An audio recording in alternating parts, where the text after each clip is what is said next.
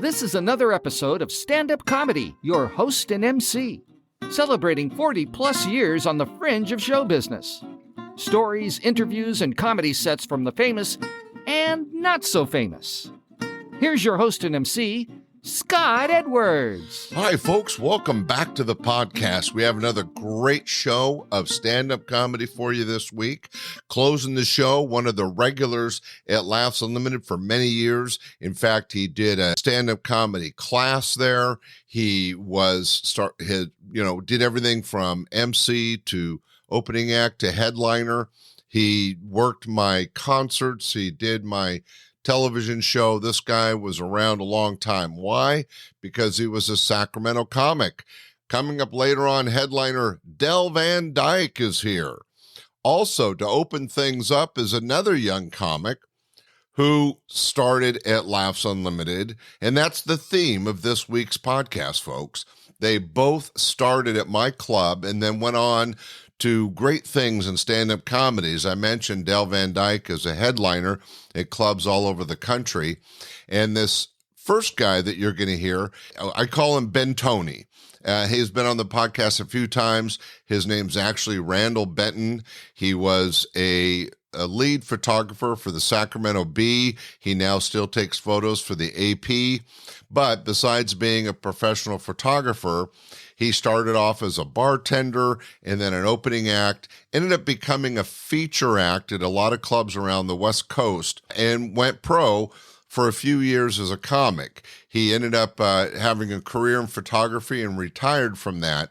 But as far as being a stand-up comic, he got his start at Laughs Unlimited. And that's the theme for this week's show. Two comics that broke ground in their careers at my clubs, Laughs Unlimited, and then went on and had some great times and made some good money in stand-up comedy.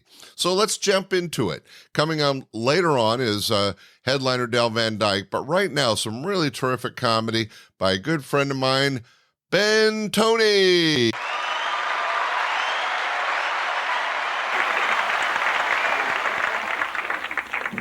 Thank you very much. Nice to be here all the way from Placerville. You know where that is? About 170 miles from here.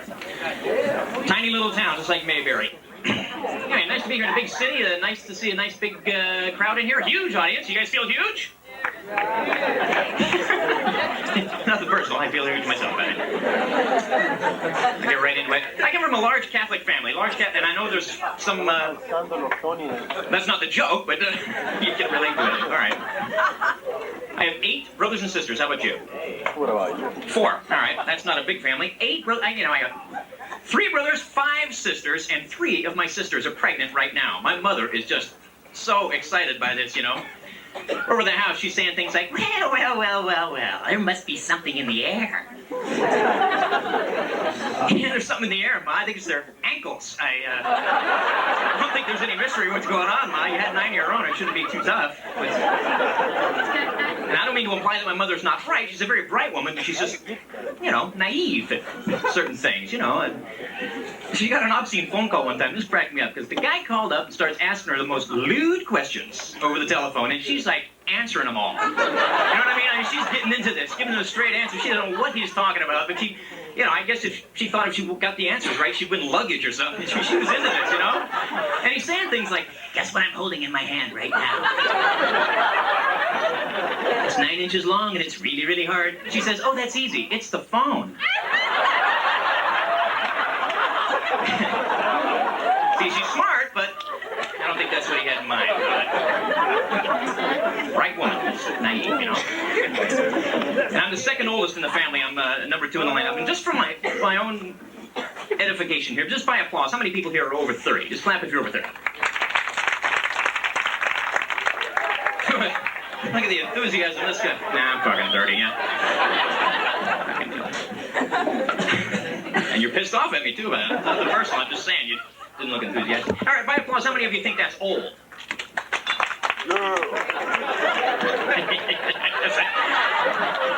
I'm 40. 40 years old. And right there is what's making me feel old. I feel pretty young until I discovered that. Oh, man. You know, you can't see the back of your own head, so naturally, I mean, I had no idea how thin my hair was getting back there until I spent all afternoon one day out on a boat without a hat. Step out of the shower the next day, went to brush my hair. Just, I'm telling you, there's nothing like stiff bristles across third-degree burns to wake you up in the morning. This was, oh God, that stung so bad. I got 2 mirrors, you know, I'm looking at the back of my head and I'm trying to think, here's this big pink stain that had never been there before, you know? I'm pissed off, but the worst thing is now, it's embarrassing because I'm walking around now, I look at this, I look like a fucking zoo monkey, for Christ's sake. You get that? Did you think it's funny? People throwing peanuts at me when they leave the room? I hate that.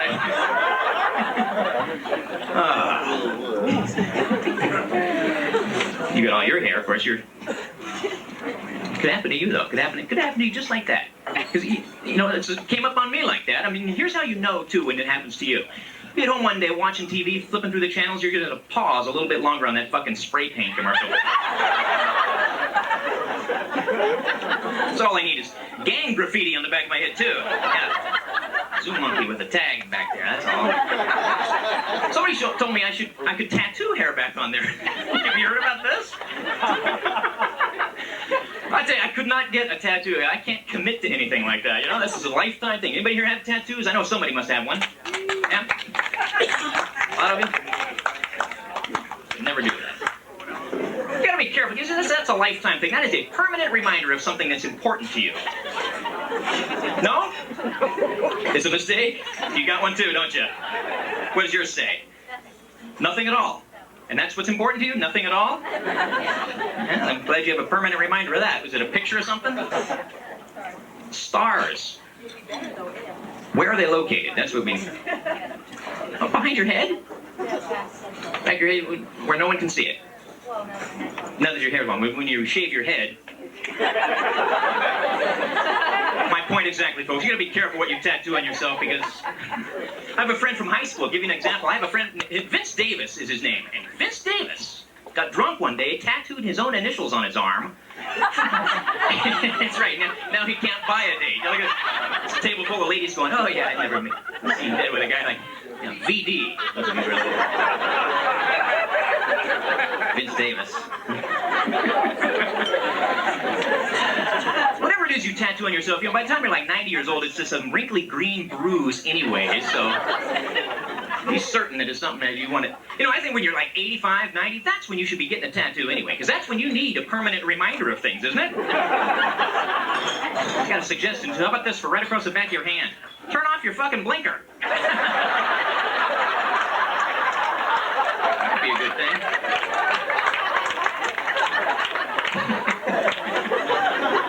That would make sense. So we have basketball fans in here? Yeah. What'd you say? The Bulls? Don't you guys root for the Warriors here? Oh. I'm from near Sacramento, so I root for the Bulls too. Anything. The Kings are sucking, eh? They traded away my favorite player, Spud Webb. You know who this guy is? Yeah. Is that guy cool? 5'7", and this guy has won the slam dunk competition twice. I'm 5'7", I can barely jump out of bed in the morning, and this guy's flying with these 7-footers. I think is amazing. And the coolest thing about Spud Webb, if you go to a game, right next to his picture in the program, it says, Spud Webb, shown actual size. That's very cool. If you ever get a chance to listen to a basketball game on the radio, though, pass this up. Man, this is the worst sport they could broadcast on the radio, because, you know, this is it, for 48 minutes. 10 pairs of size 15 sneakers hammering on a hardwood floor. You know, if you can't see the action, that is going to drive you nuts, isn't it?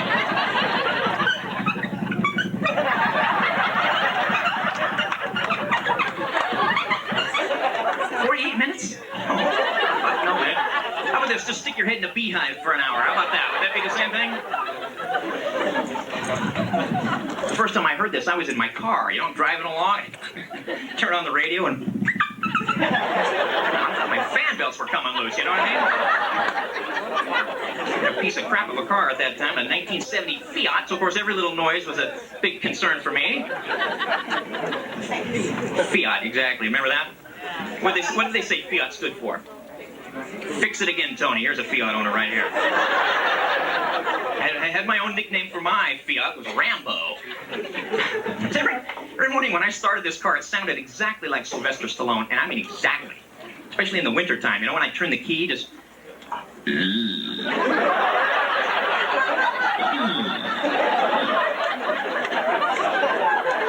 a battery.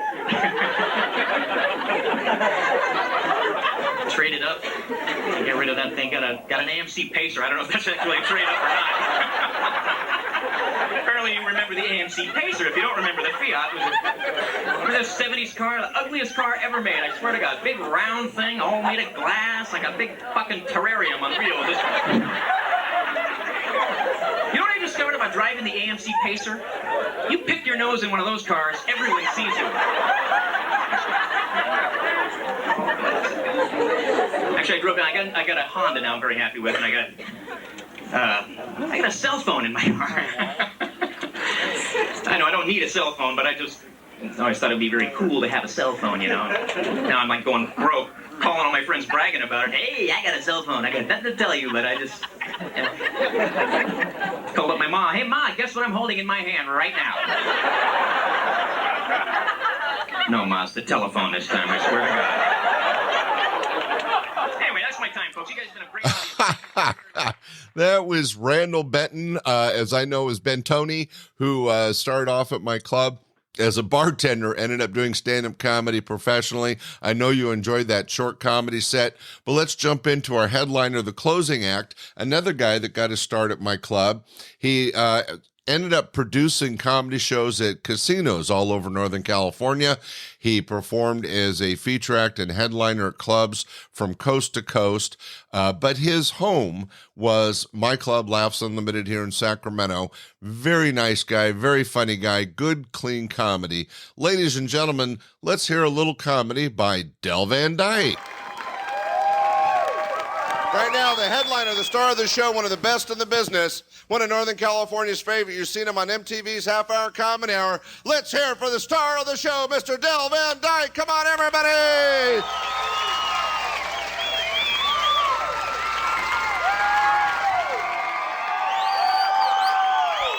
So how we doing? People getting married, birthdays, special group.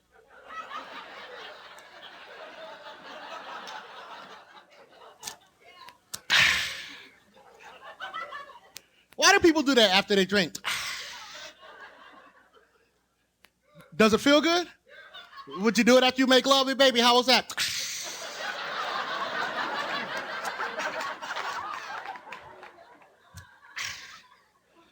Saw the dumbest commercial on TV today. They have a commercial for frequent urination. They have a pill, and the pill has side effects. And the side effects are vomiting, headache, nausea, dry mouth. I'd rather pee on myself.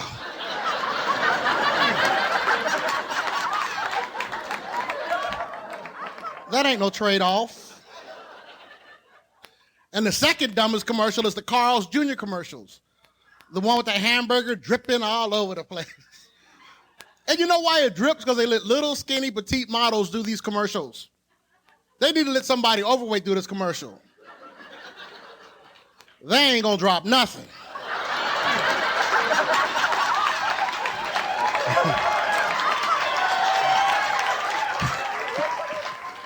They'll catch it before it hit the ground. If nobody's looking, they'll dip their French fry in it. God kissed it, the devil missed it. You guys still party a little bit up here? Do you? Sacramento partiers? Yeah. You ever party so hard you drive up to Burger King? I mean, hard. And you pay your money at the first window and just drive off?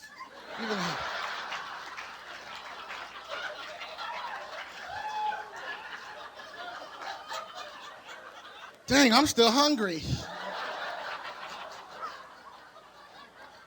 Have to go get in line all over again? It was your last $4. Can I have a sandwich, please?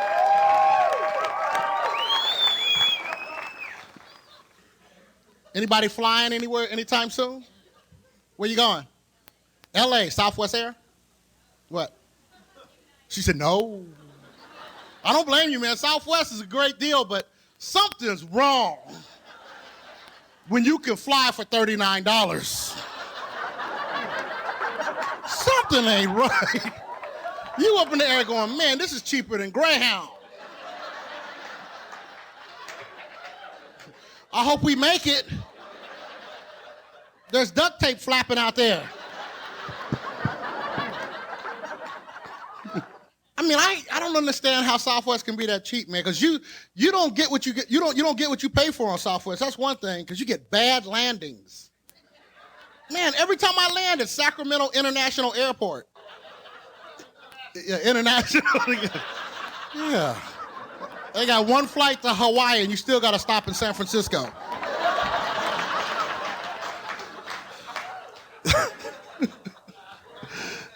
But I always have a bad landing with Southwest. I don't know because it's cheap or what, but my landing is always like, boom, boom, boom. And you're like, make up your mind.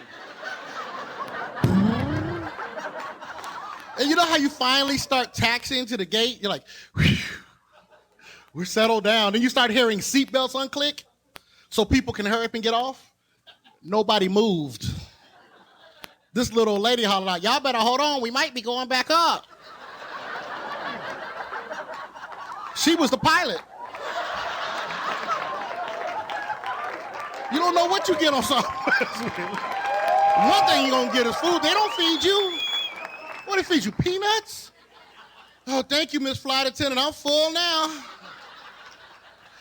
Woo, I'm ready to take a nap. You can't even open that bag of peanuts. You ever tried? The bag is aluminum. You try to bite it and that pain go to your tooth out your ear. So you sitting there trying to pull it apart. It's a workout. It's an isometric drill. You're like, ah! Ah!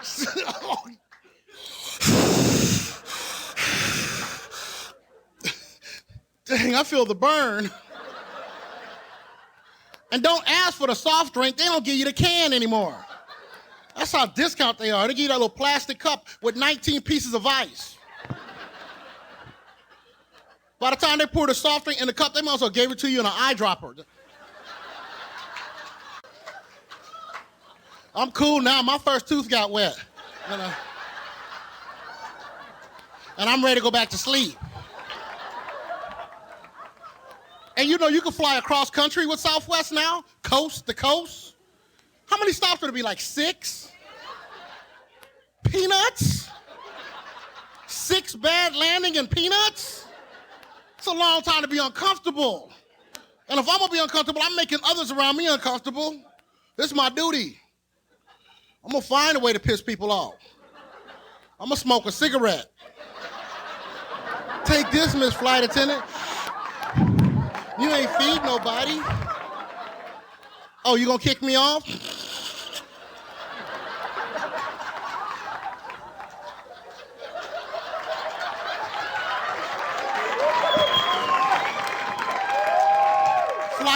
Flight get too long, I might smoke a joint. Blow a big old hit in the cockpit all over the pilot. And watch how fast they find sandwiches.